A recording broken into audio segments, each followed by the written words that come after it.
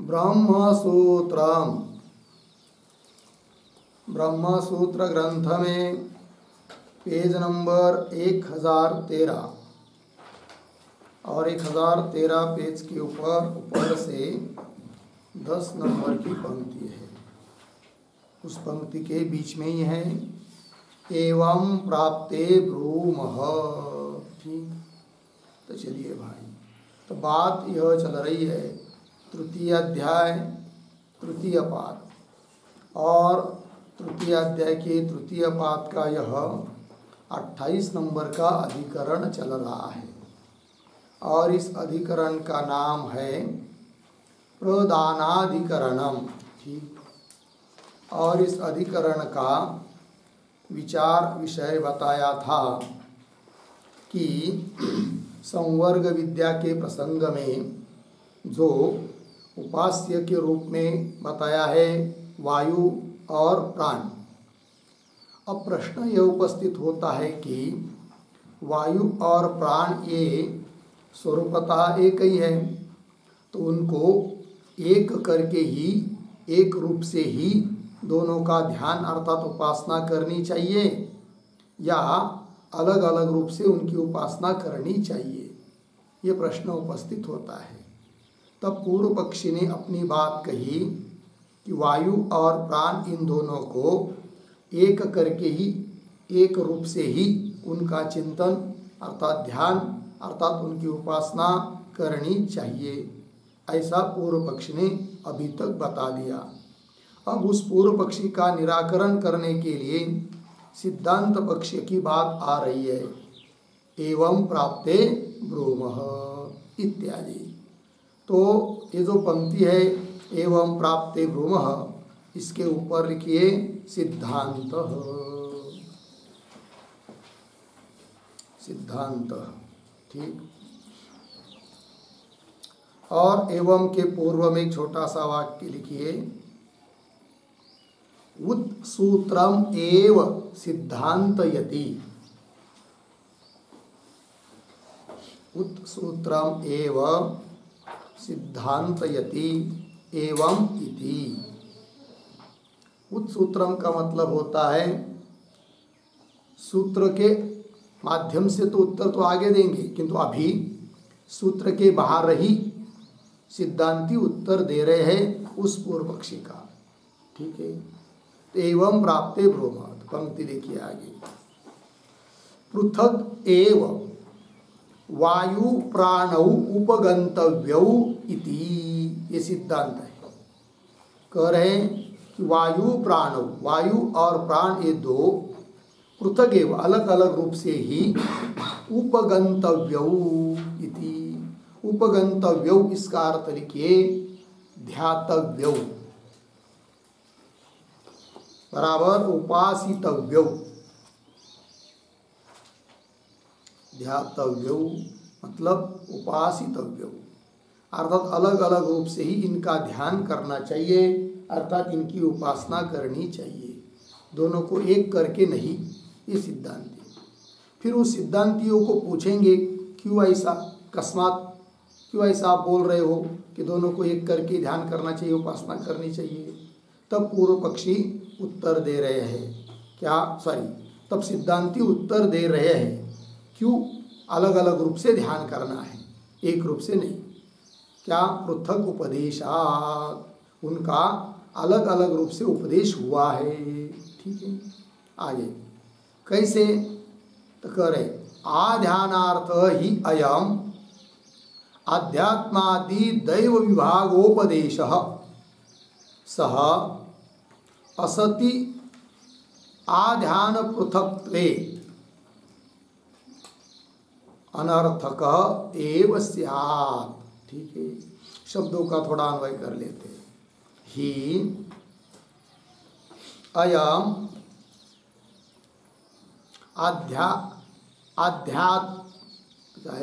अयम के बाद अध्यात्म आदिदैव विभागोपदेश, फिर पीछे आइए आध्यानार्थ, फिर आगे सह, आगे सरल है। और ये जो पंक्ति चालू हुई है आध्यानार्थ, उसके पूर्व में एक छोटा वाक्य, तत् एव विवृणोति, तत् एव विवृणोति आध्यानार्थः इति। ठीक है, मतलब अभी अभी जो पीछे के पंक्ति में सिद्धांतियों ने हेतु दिया, पृथक उपदेशात, अलग अलग उनका उपदेश हुआ है, अतः अलग अलग ध्यान करना चाहिए। इसका ही स्पष्टीकरण कर रहे हैं आध्यानार्थ इत्यादि पंक्ति से।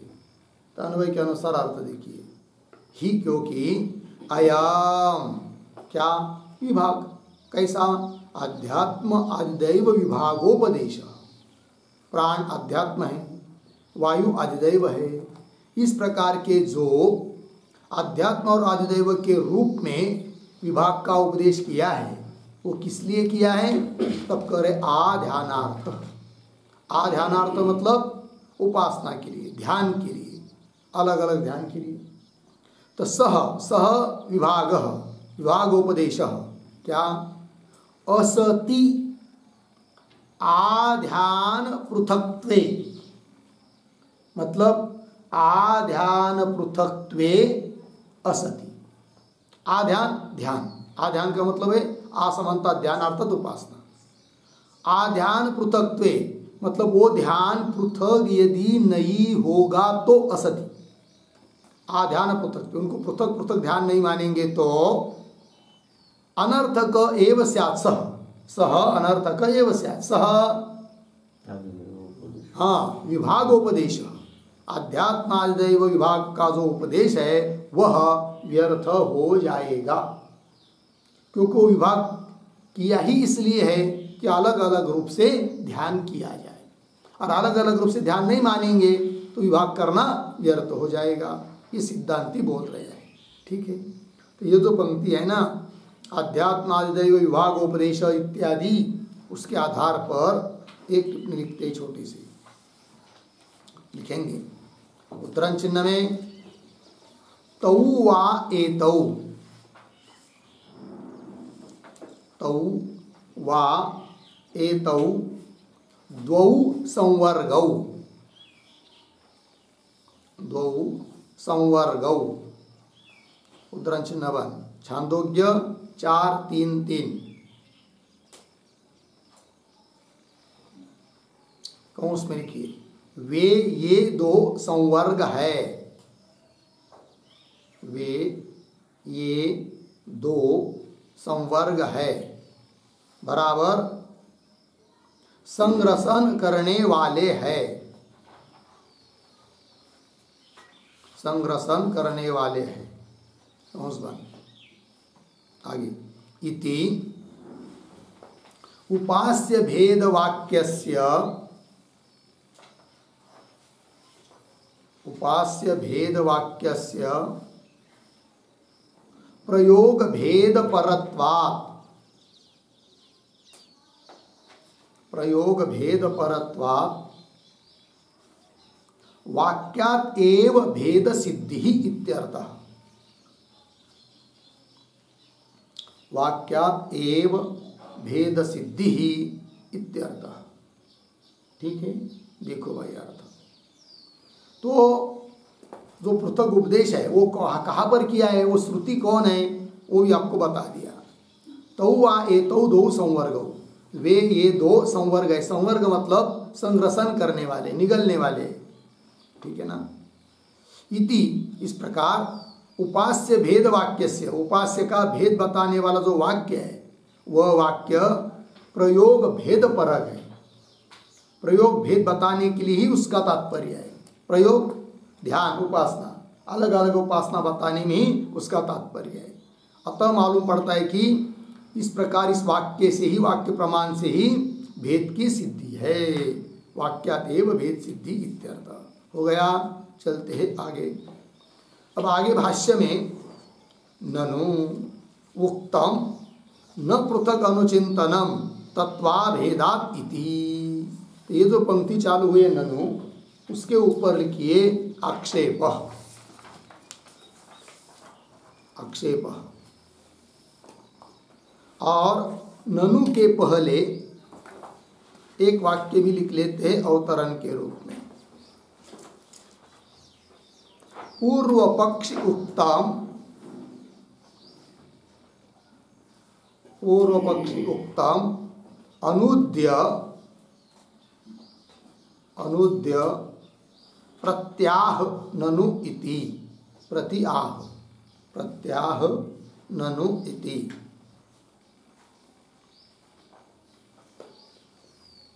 हो गया। तो कह रहे कि पूर्व पक्षी उत्तम, पूर्व पक्षी ने जो बात अपनी बात बताते समय कही थी उसका अनुवाद करके फिर उसके प्रति सिद्धांती उत्तर देंगे। वही कह रहे। तो क्या कहा था पूर्व पक्षी ने, वो दे रहे ननु इत्यादि पंक्ति से। तो ननु उक्तम न पृथक अनुचिंतनम तत्वाभेदात इति, यह आक्षेप है। तो शब्दों का थोड़ा अन्वय कैसा पढ़ेंगे, ननु फिर दो शब्द, दो तीन शब्द छोड़कर तत्वाभेदात, पीछे पृथक अनुचिंतनम, पीछे न, फिर अंतिम में इति, फिर शुरू में उक्तम इति उक्तम। ननु शंकावाचक अव्यय। क्या कह रहा है पूर्व पक्षी कि तत्वाभेदात, तत्वतः स्वरूपतः वायु और प्राण का स्वरूपतः अभेद होने के कारण पृथक अनुचिंतनम न, अलग अलग अनुचिंतन, अलग अलग ध्यान, अलग अलग उपासना करने की जरूरत नहीं है। पृथक अनुचिंतनम न इति उक्तम, ऐसा तो हमने पीछे कह दिया है। इसका क्या तुम सिद्धांती लोग जवाब दोगे? तब उत्तर दे रहे सिद्धांती, न एष दोष। तो न एष दोष, इसके ऊपर लिखिए समाधानम। सिद्धांती कह रहे हैं यह कोई दोष नहीं है। मतलब क्या? तो स्पष्टीकरण कर रहे आगे। तत्वाभेदे अपि अवस्था भेदा उपदेश भेद वशेन अनुचिंतन भेदोपपत्ते है, ये उत्तर दे रहे।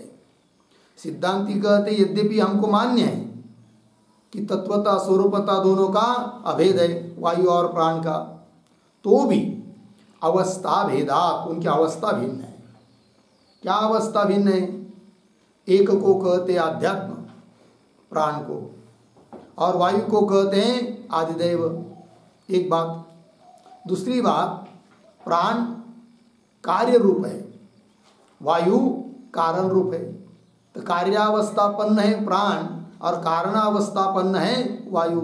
इस प्रकार से अवस्था का भेद होने के कारण उपदेश भेद वशेन, इसलिए उपदेश का भी भेद है।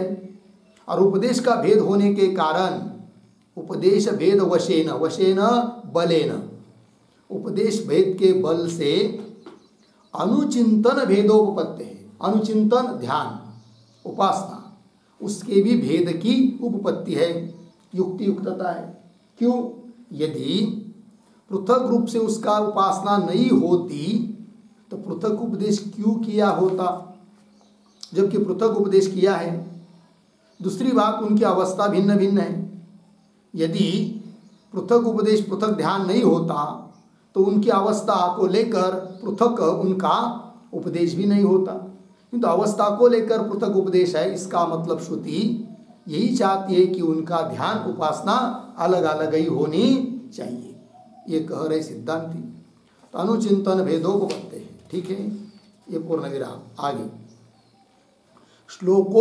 श्लोकोपन्यासस्य च तत्वाभेद अभिप्रायेण अपि उपपद्यमानस्य पूर्वोदित ध्येय भेद निराकरण सामर्थ्य अभावात्।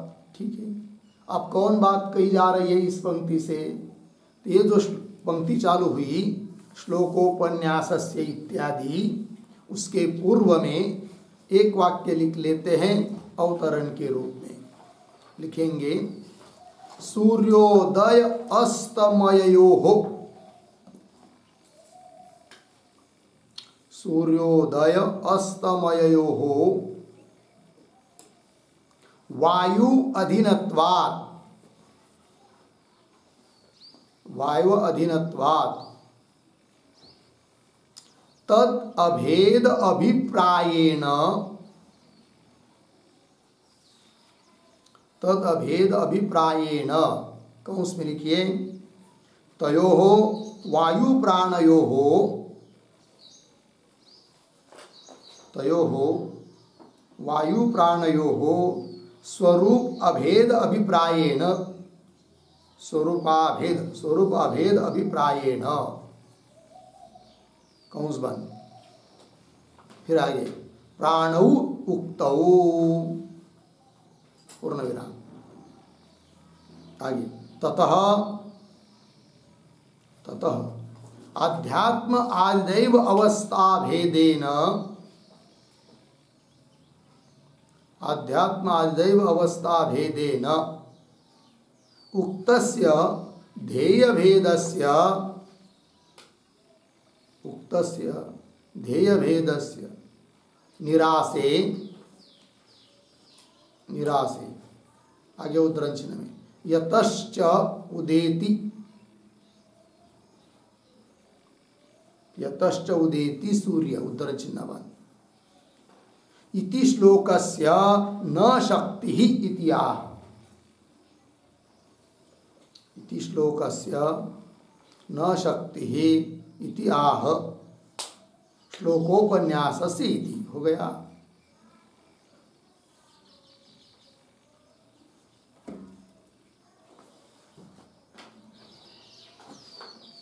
फोन करो सांगा मनवासा होना।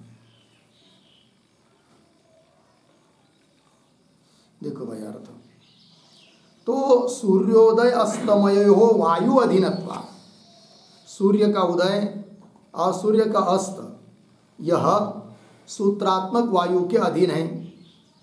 वो बात हो चुकी है पूर्व पक्ष का चिंतन करते समय। तो अधीनत्वा तद अभेद अभिप्रायेण, मतलब उन दोनों का अर्थात वायु और प्राण के स्वरूप का अभेद अभिप्राय से ही वो दोनों प्राणों प्राणौ उक्तो, प्राण का उल्लेख किया है, आया था ना, यतश्च उदेति सूर्य, फिर उसके आगे आया था श्लोक करके, मतलब मंत्र प्राणाद्वायेश उदेति प्राणे अस्तमेति, प्राणात ये उदित होता है सूर्य और प्राण में अस्त को प्राप्त होता है। तो दो जगह प्राण शब्द का उल्लेख किया गया है, वही कह रहे हैं। तद अभेद अभिप्रायेण प्राण उक्तो, प्राण शब्दों का उल्लेख है।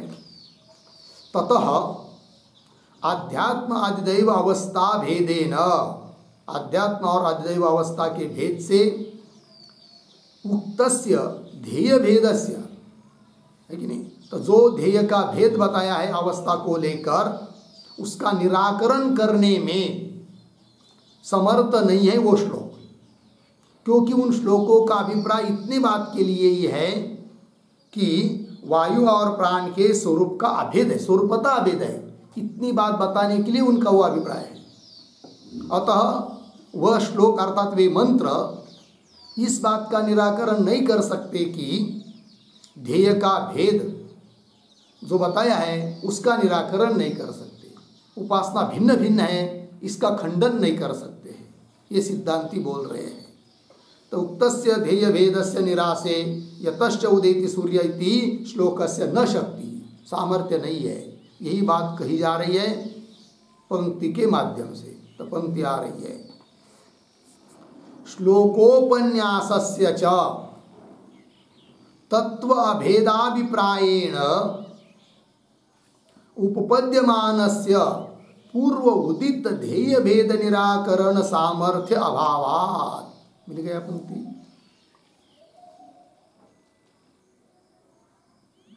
तो पोरम संगा बंद करो, कोणी त्यांना सांगा जाऊ बंद तरी आम्हाला डिस्टर्ब होतं ना, दोन गोष्टी जाऊन असा म्हणा। चला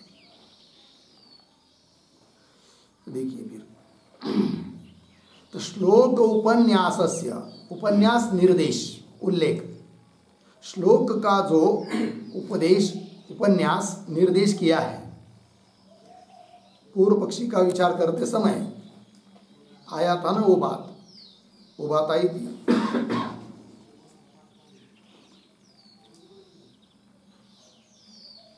यतश्च उदेति सूर्य इत्यादि इत्यस्मिन् उपसंहार श्लोके प्राणाद्वायेश उदेति प्राणे अस्तमेति इति इस प्रकार से आया था। वही तब देखिए, श्लोक उपन्यासस्य च तत्व अभेद अभिप्रायेण, सिद्धांती कह रहे वो जो श्लोक उपन्यास है, श्लोक में उपन्यास है प्राण शब्दों का, वह तत्वतः स्वरूपतः अभेद के अभिप्राय से है। तत्वाभेद अभिप्रायेण अपि उपपद्यमानस्य, इससे भी वो उत्पन्न हो जाता है। श्लोकों में, प्राण मंत्रों में प्राण शब्द का उल्लेख इस अभिप्राय से है कि अभेद अभिप्राय से, स्वरूपतः अभेद अभिप्राय से है, इससे वो संगति लग जाती है। अतः उपपद्यमानस्य पूर्व उदित ध्येय भेद, पूर्व में उदित शब्द का अर्थ लिखिए कथित।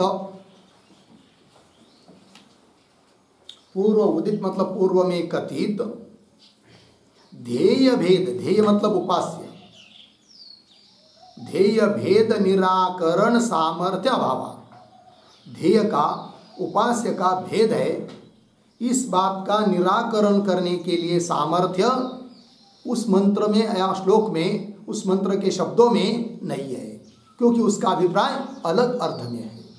ये बात बता दी। अतः श्लोक में प्राण शब्द का उल्लेख हुआ है, अतः ऐसा करो, ये जो पूर्व पक्ष ने बताया था वो बोल नहीं सकता है। ठीक है, अर्थात उपासना का अभेद, दोनों को एक करके उपासना ऐसा सिद्ध नहीं कर सकता है उस श्लोक को लेकर, मंत्र को लेकर। ठीक है, ये बात बता दी। तो निराकरण सामर्थ्य अभावात्, आगे चलिए। स यथा येषां प्राणानां मध्यमः प्राण एवं एतासां देवतानां वायुः इति च उपमान उपमेय करणात्। अब कौन बात कही जा रही है? ये जो श्लोक पंक्ति चालू हुई स यथा इत्यादि, तो स के पूर्व में एक वाक्य लिखिए अवतरण, असामर्थे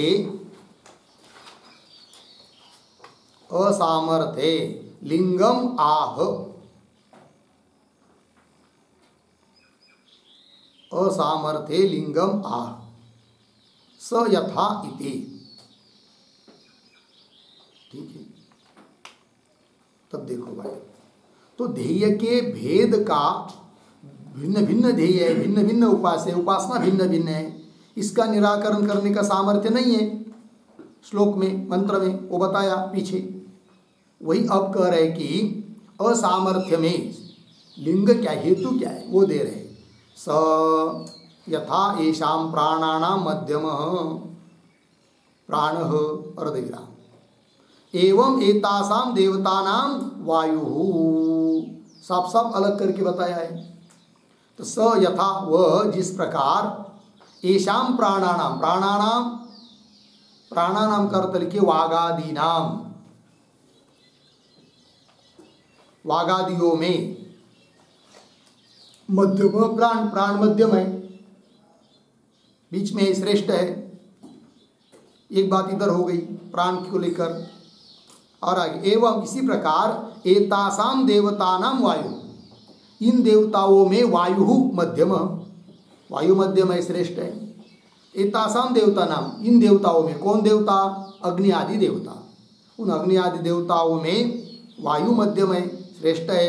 इस इति च, क्या बताया इस पंक्ति में? उपमान उपमेय करण है, उपमान उपमेय भाव है, अर्थात यथा येषां प्राणानां मध्यम प्राणे, उपमान हो गया, उपमा, और उपमेय हो गया एतासां देवतानां येष वायु, उपमेय हुआ।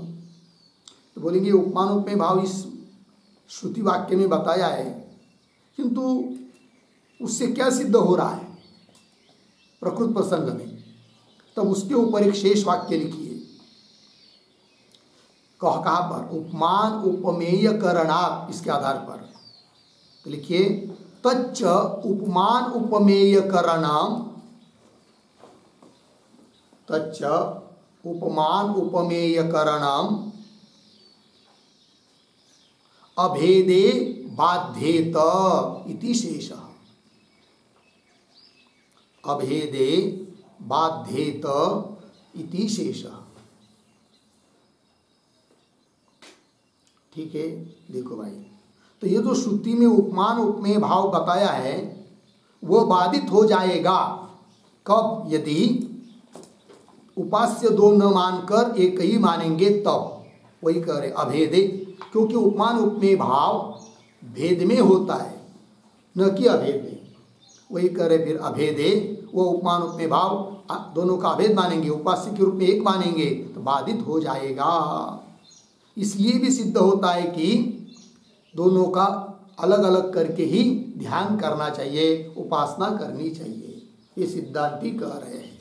आगे चलिए, एतेन व्रतोपदेशो व्याख्यातः, तो ये जो व्याख्यान किया अभी तक, इससे व्रतोपदेश का भी व्याख्यान हो गया। मतलब क्या हुआ? तो ये जो पंक्ति है एतेन, उसके पूर्व में एक वाक्य लिख लीजिए अवतरण के रूप में। श्लोक उपन्यासवत्, श्लोक उपन्यासवत् व्रतैक्य उपन्यासः अपि, व्रतैक्य उपन्यासः अपि तत्व अभेद अभिप्रायेण, तत्व अभेद अभिप्रायेण उक्तः। अर्धविराम। उपासना, उपासना भेदस्य, उपासना भेदस्य निरासे असमर्थः, उपासना भेदस्य निरासे असमर्थः इति आह एतेन इति, इति आह एतेन इति। ठीक है, देखो भाई अर्थ। तो एतेन मतलब श्लोक उपन्यास का जो व्याख्यान किया, इस व्याख्यान से ही व्याख्यान हो चुका है व्रत के बारे में भी। तो बोलेंगे जरा समझ में नहीं आया, स्पष्टीकरण होना चाहिए, तब आपको अवतरण में लिख दिया। तो श्लोक उपन्यासवत, जैसे उन श्लोक में उपन्यास किया है उसकी तरह ही व्रतैक्य उपन्यास, जैसे एकम एव व्रतम चरेत, तो एक व्रत करने के लिए बताया है। तो उस वाक्य को लेकर पूर्व पक्षी बोला था कि श्रुति ने एकम एव व्रतम चरेत दोनों को लेकर एक ही व्रत का बताया है, इसका मतलब दोनों की उपासना अभेद रूप से होनी चाहिए, ऐसा बोला था पूर्व पक्षी। किंतु सिद्धांती उत्तर दे रहे कि जिस प्रकार श्लोक का उपन्यास तत्वतः अभेद बताने के लिए है, न कि उपासना भेद का निरस करने के लिए श्लोक का उपन्यास, उसी प्रकार व्रत का जो एकत्व बताया है वह भी प्राण और वायु दोनों तत्वता अभिन्न है, इतने मात्र में उसका अभिप्राय है, न कि उन दोनों का जो उपासना का भेद बताया है उसका निराकरण करने में उसका अभिप्राय नहीं है। अतः एकम एव व्रतम चरित, इसके आधार पर भी हे पूर्व पक्षी तुम इस बात की सिद्धि नहीं कर सकते कि दोनों को मिलकर एक करके उपासना होनी चाहिए, इस बात का वो प्रतिपादन नहीं कर सकते हो, क्योंकि उस एकम एव व्रतम चरेत इस वाक्य का अभिप्राय तत्वता अभेद बताने में है, न कि उपासना भेद का निराकरण करने में। बात लगी? पंक्ति देखिए अवतरण की। श्लोक उपन्यास की तरह व्रतैक्य उपन्यास, अपनी व्रतैक्य उपन्यास भी किसके लिए है और किसके लिए नहीं है वो स्पष्टीकरण किया। तत्वाभेद अभिप्रायेण, तत्वता अभेद है इस अभिप्राय से वो व्रत एक का उपदेश भी। उपासना भेद निराशे, उपासना का भेद है इसका निराकरण करने के लिए वो समर्थ नहीं है श्लोकोपदेश की तरह। यही बात बताई जा रही है एतेन इत्यादि पंक्ति से। तो वही कह रहे एतेन व्रतोपदेश व्याख्यात हो गया ना स्पष्टीकरण। आगे चलिए। एकम एव व्रतम इति च एवकारः वागादि व्रत निवर्तनेन प्राणव्रत प्रतिपत्त्यर्थः। अब कौन बात है? एक तो बात ये समाप्त हो गई, दूसरी बात उठा रहे हैं। तो ये जो वाक्य है एक व्रत बताने वाला, एकम एव व्रतम इत्यादि पंक्ति चालू हुई, उसके पूर्व में एक वाक्य लिख लीजिए अवतरण के रूप में। ननु एवकारात्, ननु एवकारात् वायुव्रत निवृत्तेः, वायुव्रत निवृत्तेः प्राणः एव एकः, प्राणः एव एकः ध्येयः भाति, ध्येयः भाति इति अतः आह, इति अतः आह एकम इति। देखिए बात, पूर्व पक्षी कहता है ठीक है कोई बात नहीं, एकम एव व्रतम चरित इसका अभिप्राय तत्व का भेद बताने में है, उपासना का भेद का निराश करने में नहीं, ऐसा तुम कह रहे हो। किंतु उस वाक्य में एव शब्द आया है और वो एव शब्द क्या कर रहा है वो पूर्व पक्षी बता रहा है। क्या? ननु एवकारात्, एव शब्द वायु व्रत निवृत्ते, वायु के व्रत का निवारण कर रहा है। फिर वायु और प्राण दो थे, एक का निराकरण हो गया, बाद हो गया, तो बच गया कौन? एक प्राण। तो वही करे एवकारात् वायु व्रत निवृत्ते है, वायु के व्रत की निवृत्ति होने से प्राण एव एक ध्येय, एकमात्र प्राण ही ध्येय करके बच जाता है कि नहीं? ध्येय भाति, ध्येय के रूप में प्रतीत हो रहा है। ऐसा यदि पूर्व पक्षी बोलता है तो उसको उत्तर दे रहे हैं सिद्धांती इस पंक्ति से, एकम एव व्रतम इत्यादि पंक्ति से। उस पूर्व पक्षी को समझाना है कि हे पूर्व पक्षी, तुम एव का तात्पर्य जिस अर्थ के लिए समझ रहे हो वह एव का अर्थ नहीं है। क्या समझ रहा है पूर्व पक्षी? वायुव्रत की निवृत्ति। हाँ, वायुव्रत की निवृत्ति और केवल प्राण व्रत का अनुष्ठान, ऐसा समझ रहा है।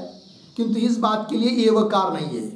फिर किस बात के लिए है वो पंक्ति में देखिए। एकम एव एव व्रतम इति च एवकारः, यहाँ पर आया हुआ जो एव शब्द एवकारः निश्चयवाचक एव, वागादि व्रत निवर्तनेन प्राण व्रत प्रतिपत्त्यर्थ, ये सिद्धांति कह रहे हैं। अरे भाई वो एवकार वागादि व्रत का निराकरण कर रहा है, न कि वायु व्रत का निराकरण कर रहा है। ध्यान दीजिए अवतरण में क्या बोला था पूर्व पक्षी? वायु व्रत का निराकरण करने के लिए। सिद्धांति कह रहे हैं वागादि व्रत की निवृत्ति करने के लिए एवकार है, वायु व्रत की निवृत्ति के लिए नहीं है ये बात। क्योंकि वागादि व्रत की तो निवृत्ति हो जाती है। क्या व्रत था उनका? वाणी ने व्रत लिया था कि मैं बोलती ही रहूंगी। चक्षु ने व्रत लिया था मैं देखता ही रहूंगा। श्रोत्र ने मैं सुनता ही रहूंगा, इस प्रकार से। किंतु जब निद्रा आदि आ जाती है और जब थक जाती है इंद्रिया, चक्षुरादि इंद्रिया वाणी वगैरह थक जाती है तो लीन हो जाती है अपने अपने गोलक में, काम नहीं करती है, ठीक है ना। अर्थात उनका व्रत का भंग हो गया, उनके व्रत की निवृत्ति हो गई, तो भी प्राण का व्रत चलता ही रहता है। इस प्रकार वागादि व्रत के निवृत्ति के लिए वो एवकार आया है, न कि वायु व्रत की निवृत्ति बताने के लिए। ये सिद्धांति कह रहे हैं एवकार वागादि व्रत निवर्तनेन प्राण व्रत प्रतिपत्त्यर्थ, और प्राण का व्रत चालू ही रहता है। इस बात का ज्ञान कराने के लिए प्रतिपत्त्यर्थ, ज्ञान कराने के लिए एव शब्द आया है। लग गया अर्थ? चलिए भाई, प्राण व्रत प्रतिपत्त्यर्थ और स्पष्ट कर रही इसी बात को। भग्न व्रतानि ही वागादीनि उक्तानि, ठीक है ना, ही वागादीनि भग्न व्रतानि उक्तानि ही, क्योंकि वाणी वगैरह जो है, वाणी आदि शब्द से चक्षु श्रोत्र आदि आदि बाकी इंद्रिय, ये सब कैसे है? भग्न व्रत वाले हैं, अर्थात उनका व्रत टूट गया, रुक गया, नष्ट हो गया, ऐसे है, ऐसा श्रुति ने कहा है। ही वागादीनि भग्न व्रतानि उक्तानि, बोले कहाँ बताया है? वो श्रुति दे रहे हैं। तानि मृत्यु श्रमः भूत्वा उपेयेम इति श्रुते है, इस श्रुति से, श्रुति के पदों का अन्वय, मृत्यु श्रमः भूत्वा, फिर पीछे तानि, आगे उपयेम, उपयेम, उपयेमे है क्या, जो भी होगा, उसका अर्थ क्या है? तो कह रहे हैं कि मृत्यु ने श्रम का रूप धारण करके, श्रम भूत्वा, मृत्यु बन गया क्या? श्रम, थक गई ना इंद्रिया, तो श्रम, तो मृत्यु ने श्रम का रूप धारण करके, श्रम भूत्वा, फिर तानी, मृत्यु ने श्रम रूप होकर तानी इंद्रिया, उन इंद्रियों का उपेय, उपेयम मतलब संग्रहण किया, निगल लिया, ठीक है ना, संवर्ग कर दिया, ये बात कह रहे हैं। उपेयम इति श्रुते, तो अर्थात तात्पर्य क्या हुआ कि भग्न व्रत वाले हैं कौन? बागी वाकादि इंद्रिया, ऐसा श्रुति ने कहा है। अतः उनके व्रत के निवृत्ति के लिए ये वकार आया है, वायु व्रत के निवृत्ति के लिए नहीं। वही करे आगे, इति श्रुते है न वायु व्रत निवृत्त्यर्थ है ना, वायु, इस श्रुति के आधार पर कहा जा सकता है कि वायु व्रत निवृत्त्यर्थ न क्या, एवकार, जो एवकार आए वो वायु व्रत की निवृत्ति के लिए नहीं है, ठीक है। क्यों? और आगे कह रहे अथ अतः व्रत मीमांसा इति प्रस्तुत्य तुल्यवत् वायु प्राणयोः अभग्न व्रतत्वस्य निर्धारितत्वात्, ठीक है। अथ अतः व्रत मीमांसा, अथ अनंतर, इसलिए व्रत मीमांसा, मीमांसा शब्द करते विचार, अब यहाँ से व्रत का विचार करेंगे, करते हैं, ऐसा वहाँ पर बृहदारण्यक उपनिषद में 1:5-21 में प्रस्तुत किया, प्रस्तावना की, आरंभ किया। फिर आगे जाकर बताया कि तुल्यवत, समान रूप से है क्या, वायु प्राणयोः अभग्न व्रतत्वस्य, वायु प्राणयोः अभग्न व्रतत्वस्य तुल्यवत निर्धारितत्वात्, तुल्यवत मतलब समान रूप से, वायु और प्राण का, दोनों का भी अभग्न व्रतत्व, दोनों के भी व्रत का भंग नहीं होता है। जैसे वाघ आदि के व्रतों का भंग होता है, उस प्रकार दोनों के भी व्रतों का भंग नहीं होता है। इस प्रकार समान रूप से निर्धारित तत्वात् निर्धारण किया है। और ऐसी स्थिति में फिर एवकार का अर्थ वायु व्रत की निवृत्ति के लिए ऐसा कैसा कर सकते हैं, जबकि श्रुति स्वयं कह रही है कि दोनों का व्रत कैसा है, अभग्न व्रत है। अतः फिर एवकार का अर्थ इतना ही है कि वागादि व्रत की निवृत्ति बताने के लिए एवकार है, न कि वायु व्रत बताने के लिए, ये इसका मतलब निकला। तो ये जो वाक्य आया है तुल्यवत वायु प्राणयो अभग्न व्रत से निर्धारितत्वात् इत्यादि, उसके आधार पर एक टिप्पणी लिखते हम लोग, तुल्यवत कैसा है करके, वायु और प्राण का अभग्न व्रतत्व तुल्य समान है ना, वो कैसे, इस बात को बताने के लिए टिप्पणी लिखेंगे। लिखते हैं वाक् चक्षुरादीनाम, वाक् चक्षुरादीनाम वदन दर्शनादीनि व्रतानि, वदन दर्शनादीनि व्रतानि, आगे श्रम रूप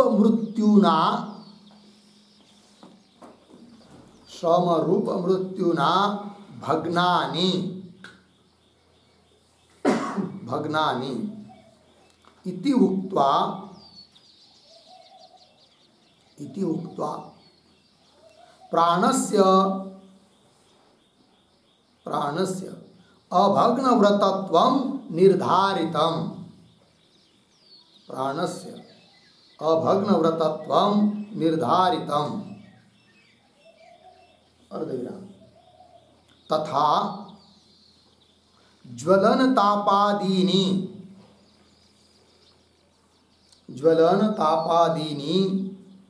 अग्नि आदित्यादीनां व्रतानि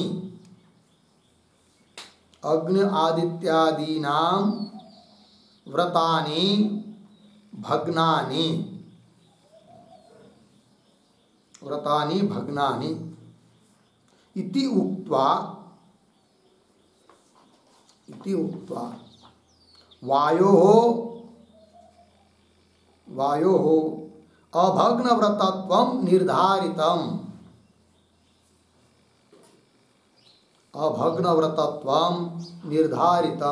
पूर्ण विराम। आगे उद्धरण चिन्ह में स यथा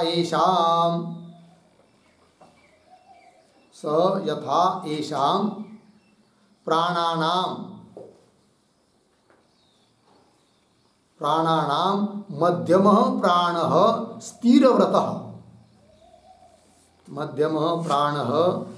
स्थिरव्रतः अर्धविराम। एवं एतासां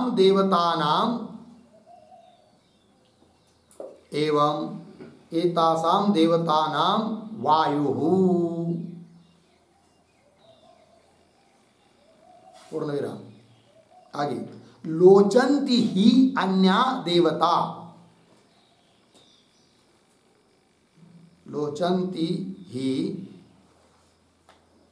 देवता अर्धविराम न वायु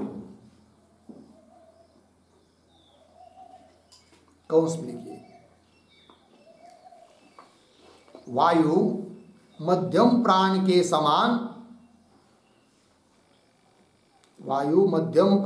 समान अस्त नहीं होता है।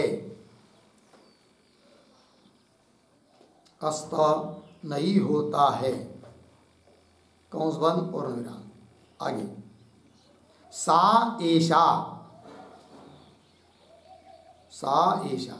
कौंस में लिखिए यह वायु रूपी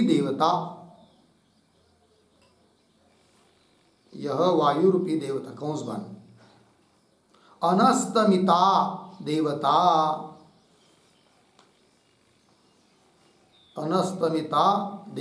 अर्धविराम। यद वायु उद्धरण चिन्ह बंद। बृहदारण्यक 1:5-22। आगे इति श्रुते है पूर्ण विराम।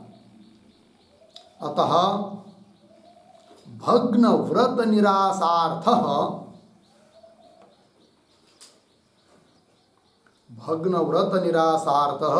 एवकारः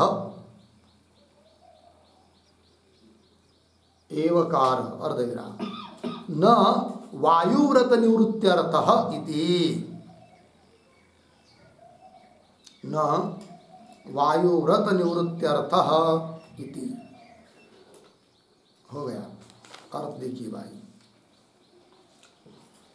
तो प्राण और वायु दोनों भी अभग्न व्रत वाले हैं, ठीक है ना। अतः उनके व्रत का, वायु के व्रत का निवृत्ति के लिए एवकार नहीं है, किंतु वागादि व्रत की निवृत्ति होती है, इस बात को बताने के लिए एवकार है, वही स्पष्ट कर रहे हैं। तो वाक चक्षुरादि नाम, वाणी चक्षु इत्यादि को का जो व्रत है, कौन? वदन दर्शनादिनी। वाणी का व्रत है बोलते रहना, चक्षु का है देखते रहना इत्यादि जो व्रत है, तो वो व्रत भग्न हो जाते। कैसे? श्रम रूप मृत्यु ना, थकना, श्रम रूप मृत्यु के द्वारा भग्नानि, नष्ट हो जाते वो व्रत। इति उक्त्वा, ऐसा कहकर प्राणस्य अभग्न व्रतत्व निर्धारित, किंतु प्राण एक ऐसी वस्तु है, ऐसी चीज है कि जिसका व्रत कभी नष्ट नहीं होता है। जन्म हुआ तब से जो चालू हुआ है उनका व्रत, प्राणापान श्वासोश्वास करना आदि, वो अंतिम दम तक रहता है, रुकता नहीं है। उक्त प्राण से अभग्न व्रतत्व निर्धारित इधर हुआ। और फिर इधर अधिदैव के बारे में, आध्यात्म के बारे में बताया। अब अधिदैव के बारे में, तथा ज्वलन तापादीनी, जलाना ताप देना, ये व्रत है। अग्नि सूर्य इत्यादि को का अग्नि जलाता है, जलाना उसका व्रत है। ताप देना, उष्णता देना, ये सूर्य का व्रत है। तो अग्नि आदित्यादि नाम व्रतानी, किंतु वो भी व्रत एक समय भग्न हो जाते, नष्ट हो जाते हैं। भग्नानी इति उक्त, ऐसा कहकर, किंतु ऐसे स्थिति में भी वायो हो अभग्न व्रतत्व निर्धारित, किंतु वायु का व्रत भग्न नहीं होता है, ये निश्चित किया गया है। इसका मतलब फिर प्राण और वायु दोनों भी कैसे हुए? अभग्न व्रत वाले हुए। फिर जबकि पूर्व पक्षी बोल रहा था एवकार वायु के व्रत का निराकरण करने के लिए, वो उसका कहना ठीक नहीं है। फिर किस बात के लिए एवकार है? वागादि इंद्रियों का व्रत भग्न होता है, इस बात को बताने के लिए। आगे स यथा येषाम प्राणानाम, वह जिस प्रकार इस प्राणानाम वागादि नाम, मध्यम है कौन? प्राण। वागादियों में श्रेष्ठ है प्राण। और कैसा है वो? मध्यम। स्थिर व्रत, उसका व्रत स्थिर है, नष्ट नहीं होता है, अर्धविराम। एवं एतासाम देवता नाम, उसी प्रकार ये जो अग्न्यादि देवता है उनका भी, अग्न्यादि देवता नाम वायु क्या? मध्यम स्थिर व्रत, पीछे के शब्दों की अनुवृत्ति आएगी। उस प्रकार देवताओं के बीच में भी मध्यम ऐसा कौन है? स्थिर व्रत वाला कौन है? वायु है, स्थिर व्रत वाला है वो, ये बात बताया। पूर्ण विराम। फिर आगे लोचंती ही अन्य देवता, किंतु अन्य जो देवता है वो लोचंती। लोचंती शब्द का अर्थ लिखे अस्तम गच्छन्ति, उनका व्रत टूट जाता है, नष्ट हो जाती है। लोचंती, लोचंती अन्य देवता, न वायु, किंतु वायु क्या है? मध्यम प्राण के समान अस्त नहीं होता है, ये बात। आगे सा एषा अनस्तमिता देवता, वह यह वायु रूपी देवता फिर कैसी हुई? अनस्तमिता। अनस्तमिता शब्द का अर्थ लिखिए अविनाशी, नष्ट न होने वाली अविनाशी देवता है। कौन है वो? यद वायु, जो वायु है। तो कुल मिलाकर क्या बताया? तब करे आगे अंतिम में, अतः भग्न व्रत निरासार्थ एवकार, जिनका व्रत भग्न होता है उनका निराकरण करने के लिए श्रुति में एव शब्द आया है, एवकार आया है। न वायु व्रत निवृत्त्यर्थ, वायु व्रत के निवृत्ति के लिए वो नहीं है। ठीक है, तो दोनों का व्रत अभग्न व्रत है और दोनों उपास्य है। अतः अवस्था भेद से दोनों का अलग अलग ही ध्यान, अलग अलग ही उपासना होती है। यह सिद्धांतियों की बात सिद्ध होती है। ठीक है, चलिए फिर आगे।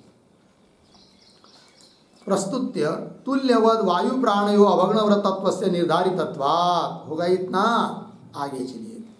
एकम एव व्रतम चरेत इति च उक्त्वा तेनो एतस्य देवतायै सायुज्यं सलोकतां जयति इति वायु प्राप्तिं फलं ब्रुवन् वायुव्रतम अनिवर्तितम दर्शयति। यहाँ तक अब क्या बात बताई जा रही पुनः? तो ये जो पंक्ति है एकम एव व्रतम चरेत इत्यादि, तो उसके पूर्व में एक वाक्य लिख लीजिए अवतरण के रूप में। लिखते हैं एवकारः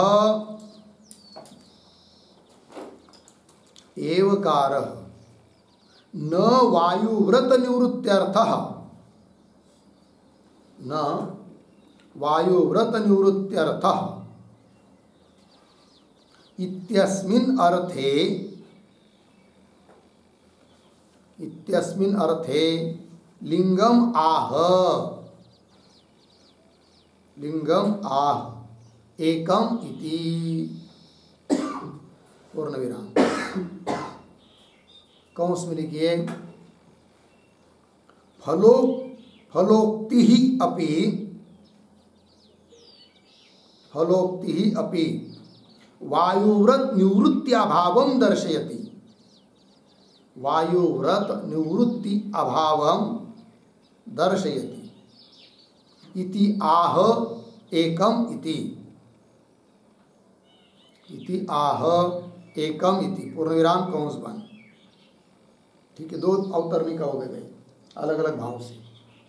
पहले क्या करे, एवकार न वायुवृत निवृत्त्यर्थ, वायु के व्रत के निवृत्ति के लिए एवकार नहीं है। इस अर्थ में लिंग हेतु दे रहे। कैसा है वो हेतु, और स्पष्टीकरण के लिए कौंस में दूसरा अवतरण लिख दिया। फलोक्त्यपि, उस उपासना का जो फल बताया है उस फल से, फलोक्ति से भी मालूम पड़ता है क्या, वायु व्रत के निवृत्ति का अभाव है। वायु व्रत की निवृत्ति नहीं कर रहा है कौन, एवकार। शाबाश। वायु व्रत निवृत्ति अभावम दर्शयति इति आह एकम इति। भाष्य में पंक्ति देखिए, एकम एव व्रतम चरेत इति च उक्त्वा, एक ही व्रत का अनुष्ठान करे ऐसा कहकर फिर आगे वाक्य आता है, श्रुति वाक्य, तेनो तेन तेनो एतस्य तेन उ एतस्यै देवतायै सायुज्यं सलोकतां जयति इति। ये फल बताने वाला वाक्य है भाई, इसका अर्थ लिखाएंगे, आगे का देख लीजिए पहले। इति वायु प्राप्तिम फलम ब्रुवन, उस उपासना का फल क्या है, वायु भाव की प्राप्ति। तो वायु प्राप्तिम फलम ब्रुवन वायु व्रतम अनिवर्तितम दर्शयति। यदि वायु व्रत की निवृत्ति उपकार करता तो वायु की प्राप्ति रूप फल क्यों बताया होता, जबकि वायु भाव की प्राप्ति रूप फल बताया है। अतः वायु व्रत की निवृत्ति नहीं हो सकती। अतः वहाँ का एवकार वायु व्रत की निवृत्ति के लिए नहीं है, किंतु वागादि व्रत की निवृत्ति के लिए है। लग गया। चलिए फिर, तो वायु प्राप्ति फलम ब्रुवन, फल को कहती हुई श्रुति वायु व्रतम अनिवर्तितम दर्शयति। ठीक, अब ये जो मंत्र आया है, श्रुति आई है, तेनो एतस्य देवा देवता ये इत्यादि, उसके ऊपर लिखिए, उसका अर्थ लिखिए। लिखते हैं उद्धरण चिन्ह में, तेनो एतस्यै देवतायै, तेनो एतस्यै देवतायै सायुज्यम सलोकताम जयति। उद्धरण चिन्ह बन। बृहदारण्यक 1:5-23 आगे कौश में लिखिए, उस व्रत से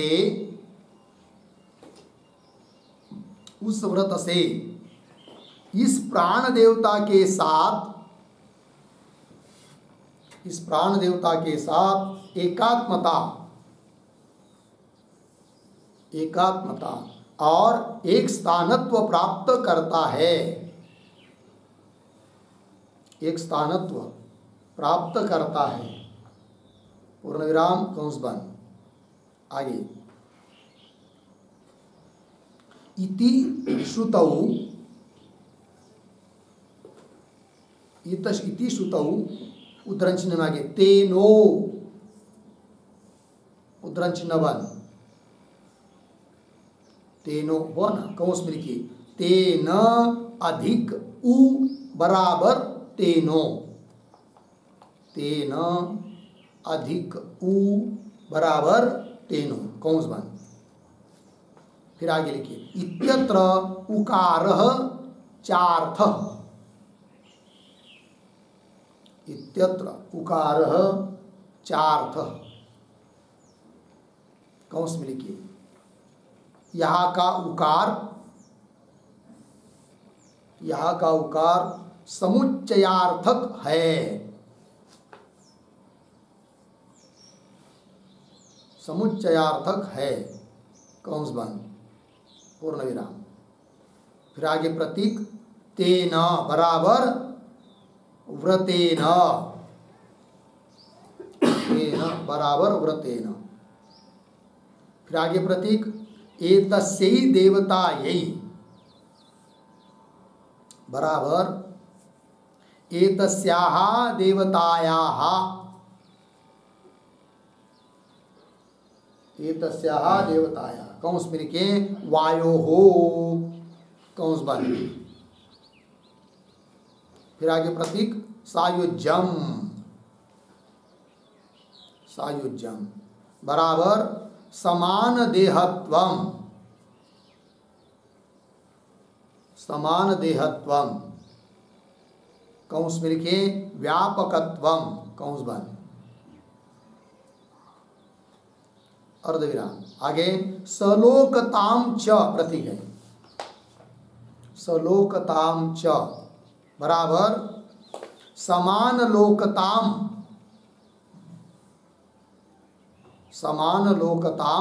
वा उपास्ते तारतम्यात्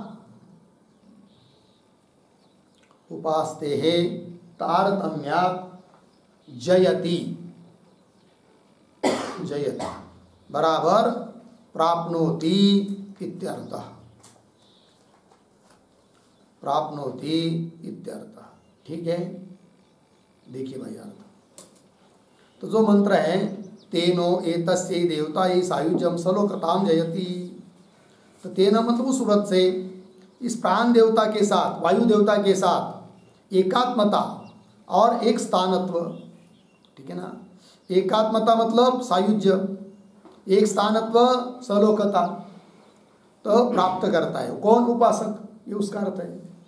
फिर श्रुति के पदों का अर्थ कर रहे हैं। श्रुतौ श्रुति में तेनो तेनो ये जो शब्द आया है उसमें उ है, तेन शब्द हुआ फिर आगे उकार है, तो वो उकार किस लिए है, चकारार्थ में समुच्चय अर्थक है।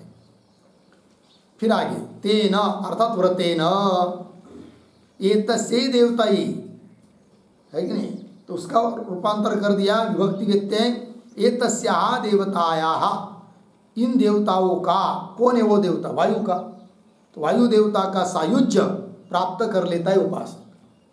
तो सायुज्य मोक्ष प्राप्त होना मतलब क्या, समान देहत्व अर्थात व्यापकत्व, उस देवता का जैसा रूप बनना सायुज्य, और सलोकता मतलब समान लोकता, उस लोक को प्राप्त होना, इतना ही। समान रूप उसका उपास्य के समान का आकार नहीं प्राप्त होता है, केवल उस लोक में जाता है, सलोकता मोक्ष। समान लोकताम वा, क्यों ऐसा, उपासते तारतम्य, जो जैसी उपासना करेगा उसके हिसाब से उसको फल मिलेगा। तो उपासते तारतम्यात् जयति नाम प्राप्नोति, हो गया। चलिए फिर हाँ, तो तेनो एतस्यै देवतायै सायुज्यं सलोकतां जयति इति वायु प्राप्तिम फलम ब्रुवन् वायुव्रत अनिवर्तितम दर्शयति। तो ये वकार से वायुव्रत का निराकरण नहीं हो रहा है, इसी बात को श्रुति इस फल के माध्यम से भी दिखा रही है। हो गया इतना, आगे चलिए। देवता इत्यत्र वायु स्यात्, क्यों, अर्धविराम अपरिच्छिन्नात्मकत्वस्य प्रेप्सितत्वात्, ठीक है।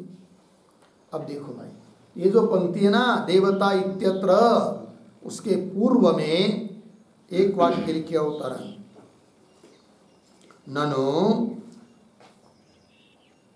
अत्र अत्र कौंस में लिखिए श्रुतौ कौंस बंद।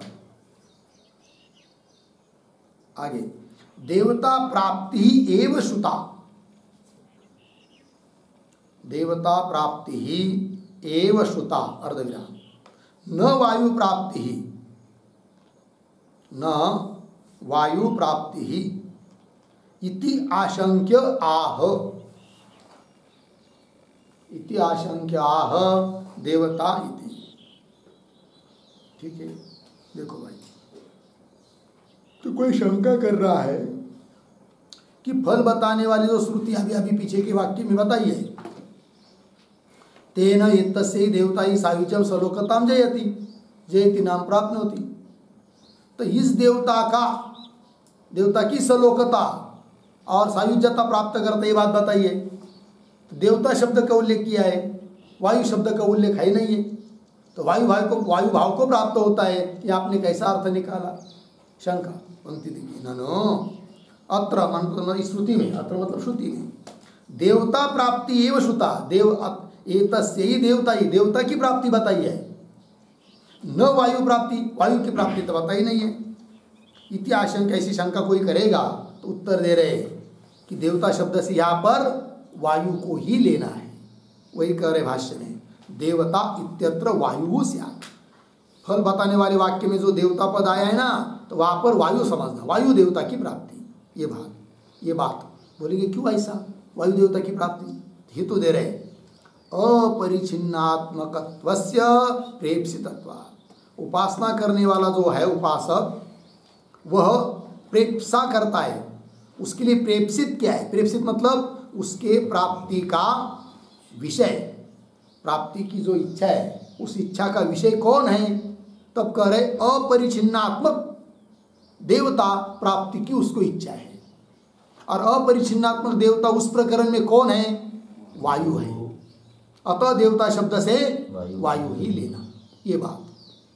तो ये जो शब्द आया है अपरिछिन्नात्मकत्वस्य, इसके आधार पर एक टिप्पणी लिखी छोटी सी,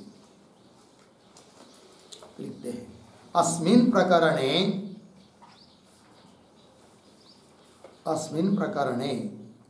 अज्ञादीन अपेक्ष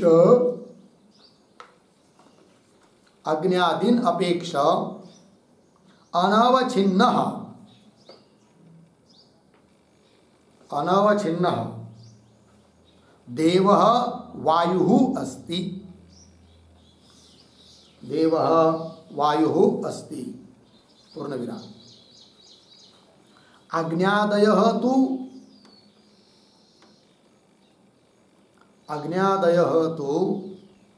तेन एव अवच्छिन्नाः, तेन एव अवच्छिन्नाः इति संवर्ग गुणः वायुः, इति संवर्ग गुणः वायुः अनवच्छिन्ना देवता, अनवच्छिन्ना देवता, अर्धविराम। तदात्मत्वम् अत्र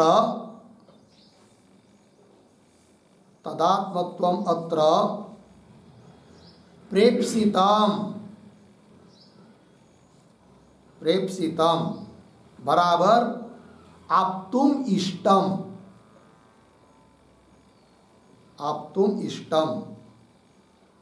अर्धविराम। अतः देवता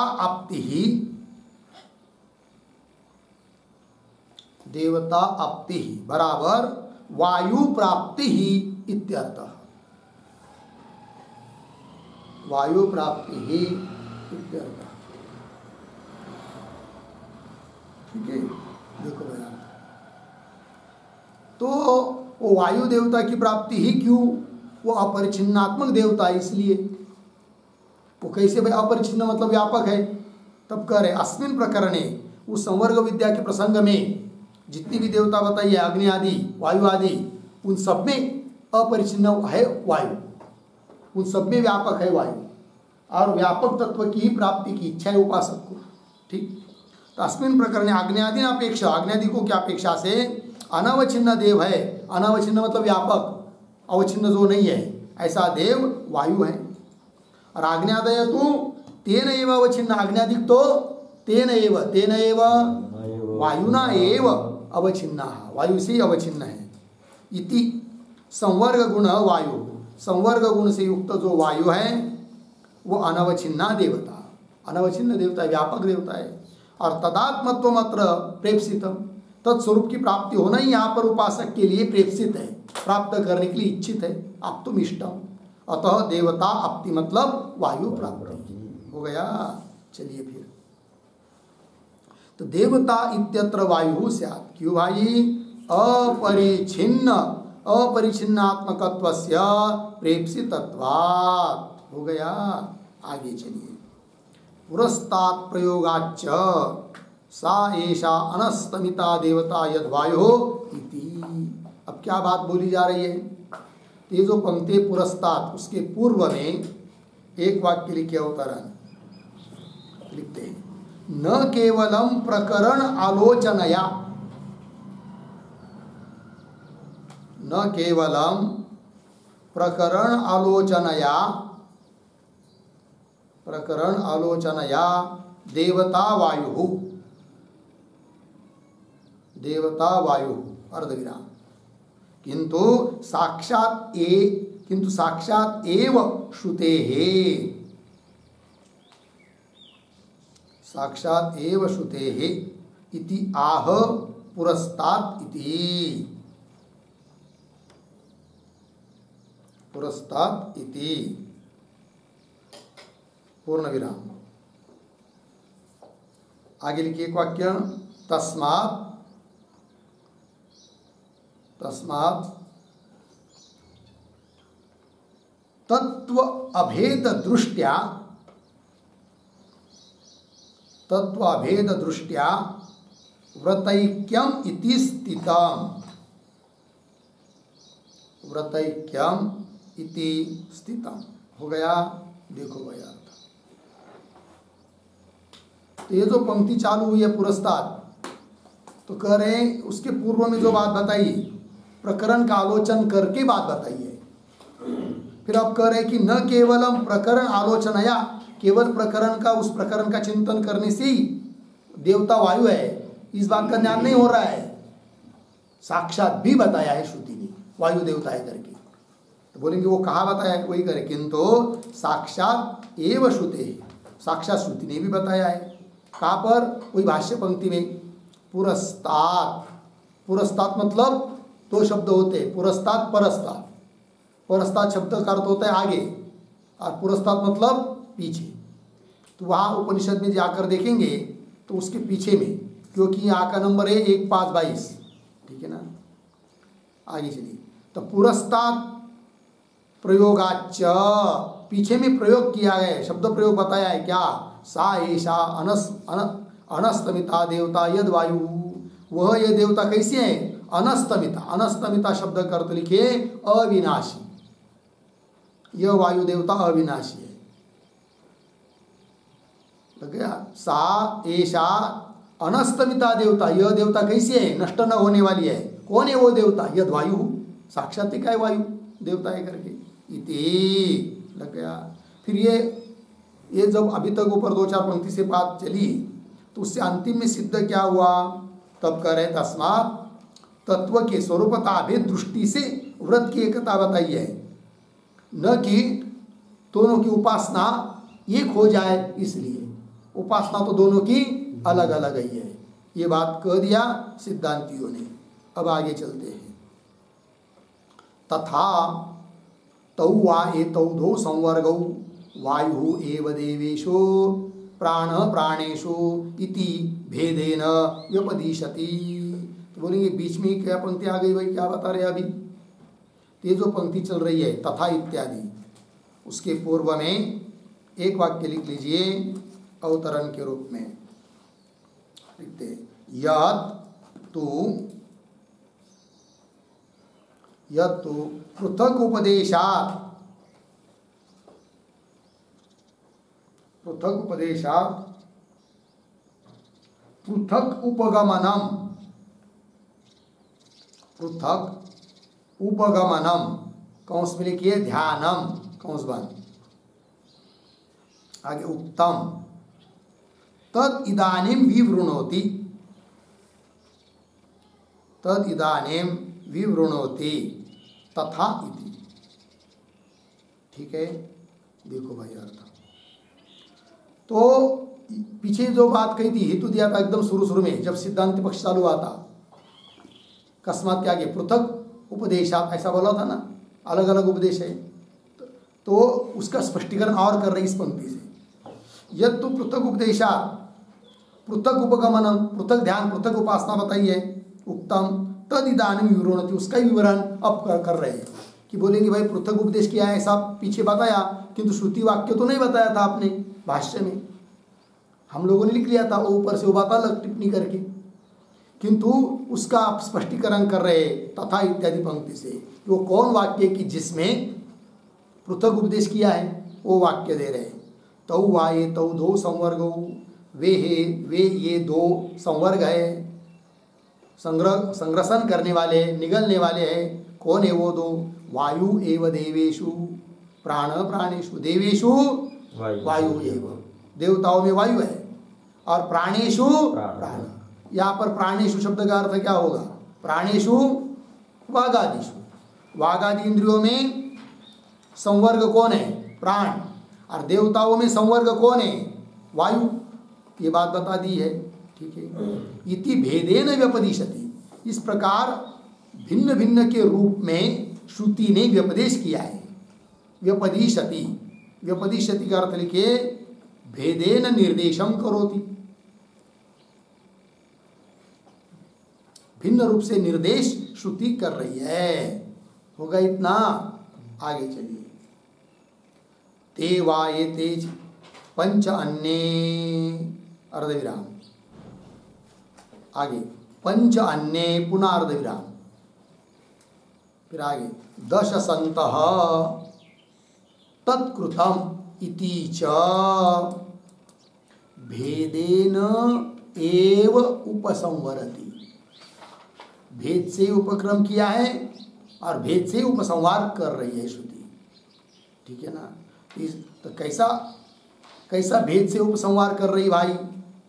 तो वो लिख दिया आपको, नहीं वो भाष्य में श्रुति में बताया। ते वा एते पंच अन्य, वे पांच अन्य हैं और उनसे भिन्न दूसरे पांच है। तो कुल मिलाकर कितने हुए? 10। ये 10 क्या हो गए? जैसे कि कृत कृत कृतम, कृतम मतलब पासे, पासे हो गए। इस प्रकार भेदे नहीं उपसंवरति, या अभिप्राय इतना ही है कि 5 अन्य बताए, 5 अन्य बताए, अर्थात भेद से उपदेश है, भेद से निर्देश है। लेकिन ये 5 अन्य कौन से, 5 दूसरे अन्य कौन से, ये थोड़ी समझ में आया, तो उस पर लिखना पड़ेगा फिर टिप्पणी। तो लिखेंगे तो जिनका ग्रसन होता है, जिनका ग्रसन होता है, ऐसे अग्नि सूर्य दिक् चंद्र, ये चार और उनका ग्रसन करने वाला वायु, और उनका ग्रसन करने वाला वायु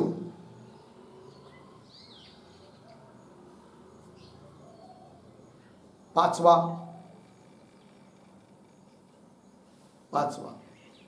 इस प्रकार ये 5 वागादि से अन्य है। इस प्रकार ये 5 वागादि से अन्य है। फिर आगे और वाक चक्षु श्रोत्र मन, वाक चक्षु श्रोत्र मन कौंस में लिखी ग्रसन होने वाले, ग्रसन होने वाले कौंस बन, ये 4 और प्राण कौंस में लिखी ग्रसन करने वाला कौंस बन। तो ये 5 अन्य है, ये 5 अन्य है, पूर्ण विराम। ये सब 10 हो गए,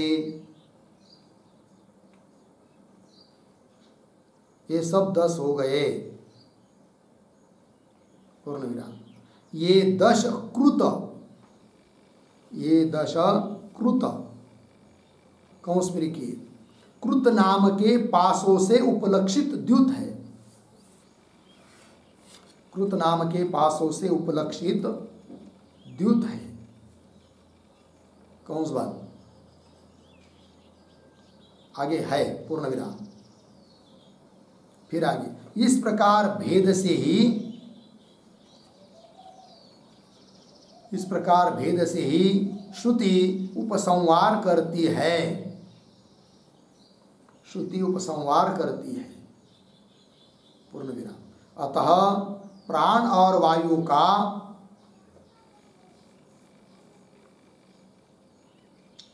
प्राण और वायु का पृथक ही अनुचिंतन है। पृथक ही अनुचिंतन है, मतलब ध्यान है, उपासना है। ठीक, देखो भाई अर्थ। तो ये पांच, वो पांच, तो भेद रूप से निर्देश किया है। तो पांच पांच कौन? तो जिनका ग्रसन होता है, ऐसे है अग्नि, सूर्य, दिक्, चंद्र, चार। कई कई जगह पर दिक् की जगह उदक आता है, कुल मिलाकर चार। और उनका ग्रसन करने वाला वायु पांच, तो पांच हो गए। पांच अन्य, पंच अन्य, ये वाघ आदि से अन्य है। और वाक, चक्षु, श्रोत्र, मन, ये चार हुए ग्रसन होने वाले। और प्राण ग्रसन करने वाला, ये पांच हो गया, अन्य है। ये सब 10 हो गए। ये 10 कृत, मतलब कृत क्या है? ये 10 कृत है, मतलब क्या है? कृत नाम के पासों से उपलक्षित द्युत है। ठीक है। इस प्रकार भेद से उपसंहार करती है कौन? श्रुति।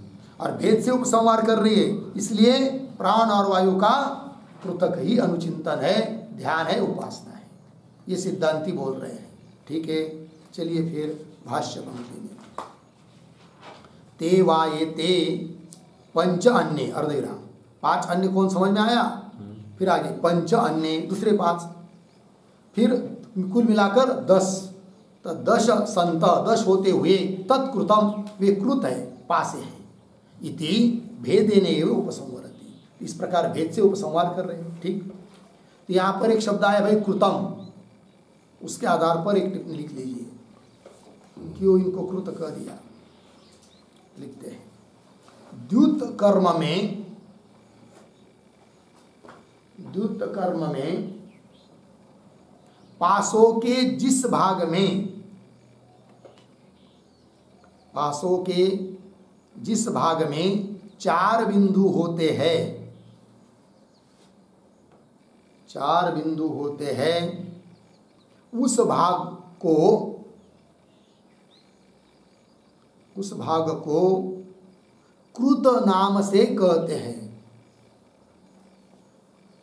कृत नाम से कहते हैं। पूर्ण विराम। और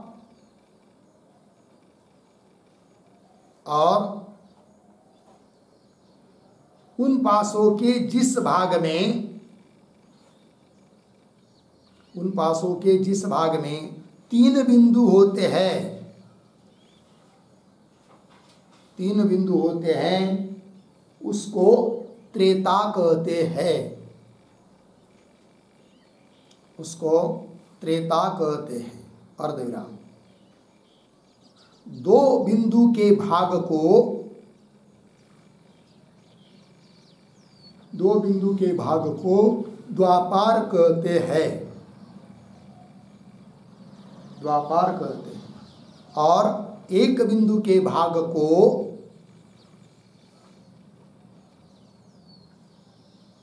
एक बिंदु के भाग को कली, यह नाम होता है। कली यह नाम होता है। पूर्ण विराम।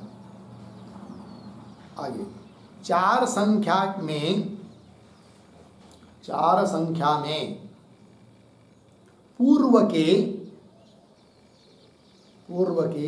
1 अर्धविराम, 2 अर्धविराम, 3, आगे इन 3 संख्या का अंतर्भाव होता है। इन 3 संख्या का अंतर्भाव होता है। पूर्ण विराम। तब कृत में, अर्थात कृत में अर्थात 4 में पीछे के 3 संख्या जोड़ने से, पीछे की 3 संख्या जोड़ने से,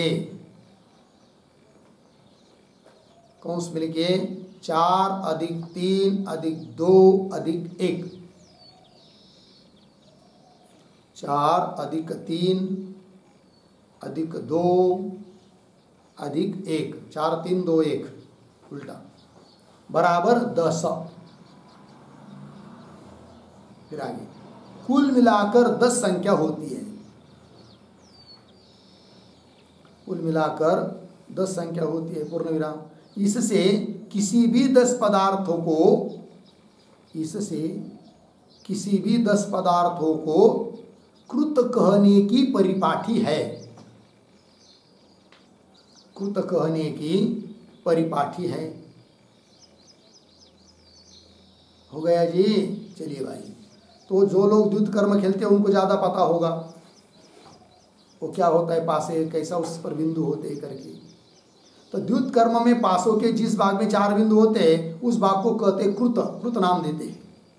और जिस भाग में 3 बिंदु होते हैं उसे त्रेता कहते हैं।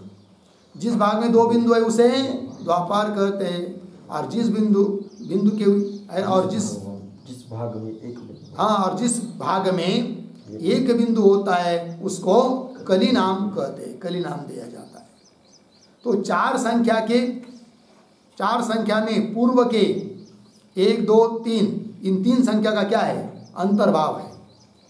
तब कृत में अर्थात 4 में पीछे की 3 संख्या जोड़ेंगे। 3 संख्या मतलब केवल 3 नहीं, 3 2 और 1, इस प्रकार की 3 संख्या, ठीक है ना। तो तीनों का सबकी बेरीज करेंगे, 4 और 3 7, 7 और 2 7 और 2 मिलाएंगे तो 9, और 9 में 1 मिलाएंगे तो 10। तो कुल मिलाकर 10 संख्या होती है। इससे पासों की 10 संख्या हो गई ना। इसलिए कहीं पर भी 10 संख्या यदि जुड़ जाती है तब उसको कृत कह देते, पासे कह देते। इसलिए यहाँ पर भी पास शब्द से कह दिया है कि नहीं। इससे किसी भी 10 पदार्थों को कृत कहने की परिपाटी है।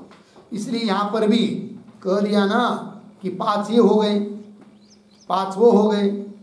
कौन, ग्रसन होने वाले और ग्रसन करने वाला। तो 5 और 5 10 हो गए, है कि नहीं। अग्नि आदि वाग वगैरह प्राण वायु ये सब मिलकर 10 हो गए। अतः इनको कृत शब्द से कह दिया है। किंतु यहाँ अभिप्राय श्रुति का इतना है, इसलिए श्रुति दी है कि 5 अन्य बताए, 5 अन्य बताए, अलग अलग बताए। अतः दोनों की मिलकर उपासना नहीं होती है, यह अभिप्राय। इति भेदेन ये उपसंवरति, भेद से क्या किया है, उपसंहार किया है।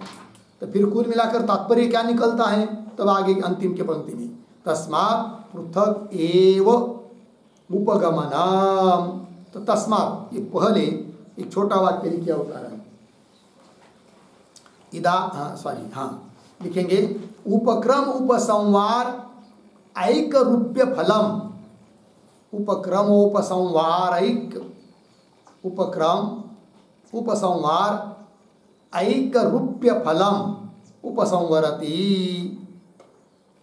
फलम उपसंवरति तस्मात् इति। अर्थात उपक्रम और उपसंहार की एक रूपता है, एक वाक्यता है। उसका फल क्या, तब करे तस्मात् पृथक एव उपगमनम। उपगमनम शब्द का अर्थ लिखिए ध्यानम, उपासनम। अर्थात अलग अलग ही दोनों की उपासना है, प्राण की और वायु की। स्वरूपताभेद है तो भी उनकी उपासना अलग अलग है। ऐसा नहीं कि दोनों को एक करके उपासना एक ही करना, एक ही प्रयोग करना, एक ही अनुष्ठान करना, ऐसा नहीं है। तस्मात् पृथक एव उपगमनम हो गया इतना। आगे क्या है, प्रधानवत ही आया है। तो प्रधानवत जो आगे पंक्ति चालू हो रही ना, तो उसके पूर्व में एक वाक्य लिख के रखिए, इदानीम सौत्रम दृष्टान्तम व्याचष्टे। इदानीम सौत्रम दृष्टान्तम व्याचष्टे प्रधानवत इति। अब सूत्र में आया हुआ जो दृष्टांत है उसकी व्याख्या कर रहे, किंतु उसकी व्याख्या, सूत्र का अर्थ और आगे का भाष्य, इन सभी बातों का विचार हम लोग कल करेंगे। ओम पूर्णमदः पूर्णमिदं पूर्णात् पूर्णमुदच्यते पूर्णस्य पूर्णमादाय पूर्णमेवावशिष्यते।